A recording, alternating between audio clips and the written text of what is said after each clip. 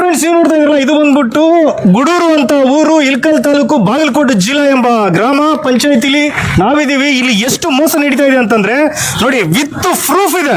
ಪಂಚಾಯತಿ ಅವರು ಕೊಟ್ಟಿರೋಂತ ರಿಸಿಪ್ಟ್ ಇದೆ, ಆದ್ರೆ ಕಂಪ್ಯೂಟರ್ ಅಲ್ಲಿ ಯಾವ್ದೇ ರೀತಿ ಬರ್ತಾ ಇಲ್ಲ.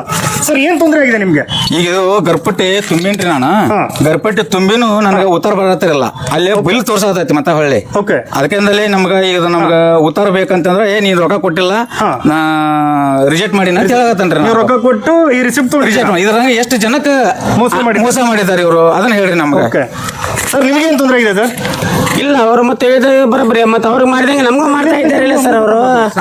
ಅಲ್ಲ, ಅವ್ರಿಗೆ ಇದ್ರೆ ಅವ್ರಿಗೆ ಮಾಡಿದಂಗೆ ನಮಗೂ ಮಾಡ್ತಾರ ಇಲ್ಲ ಅವರು. ಹೌದೌದು, ನಿಜ. ಸರ್, ನಿಮ್ಗೆ ಏನ್ ತೊಂದರೆ ಕೊಟ್ಟಿದ್ದಾರೆ ಸರ್? ನಮ್ಗೆ ಫೋನ್ ಹಚ್ಚಿ ರೆಸ್ಪೆಕ್ಟ್ ಕೊಡೋಲ್ರಿ. ರೆಸ್ಪೆಕ್ಟ್ ಕೊಡೋಲ್ರು ಸರ್. ಇದು ಎಷ್ಟು ದಿನದಿಂದ ಆಗ್ತಾ ಇದೆ ಸರ್ ಇದು?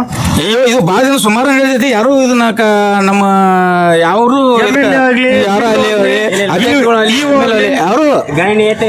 ತೊಗೊಂತಾ ಇಲ್ಲ. ದಯವಿಟ್ಟು ನಾಚಿಕೆ ಆಗ್ಬೇಕು ಜನಪ್ರತಿನಿಧಿಗಳೇ. ಯಾರು ಬರ್ತಾರೆ ಇಲ್ಲಿ? ಎಮ್ ಎಲ್ ಎ ಯಾರು ಬರ್ತಾರೆ? ಕಾಶಪ್ಪನವರು.